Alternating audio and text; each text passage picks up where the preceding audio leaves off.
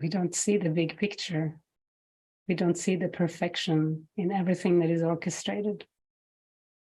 The ego compares and says, what's right for one is right for another, or if they do that, I should do that too, or it's a mess. But from Spirit's perspective, all is orchestrated for the highest good of the whole, which is healing. So if one of you is guided and called to work,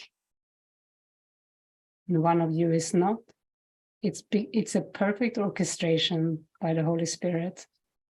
It's only from the ego's perspective that it would seem unfair. The ego would compare and say that the physical work is different than, sitting in meditation. It would make something wrong. The ego loves to make something wrong all the time. While from Spirit's perspective, the orchestration is perfect for the undoing and the healing. And it's very often like this, like you could say with relationships, if someone has used relationships a lot, they're called to not be in a relationship for a time, maybe for a longer time.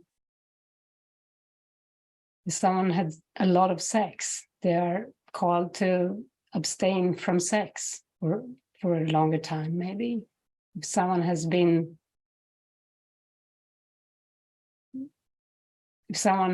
working a lot, working hard and striving, they're called to be still. If someone has avoided to work for different reasons, they're called to work. Like the undoing is, we don't orchestrate this ourselves, but we need to be willing to take the steps that are obvious and clear. That's the beauty. And only Spirit knows the big picture. There is a big picture. And all we do is to trust. And the quicker we can let go of our own ideas and the thought of being right, because that can be a strong thing in the mind, the better it goes, and we find how joyous it is to follow the obvious guidance.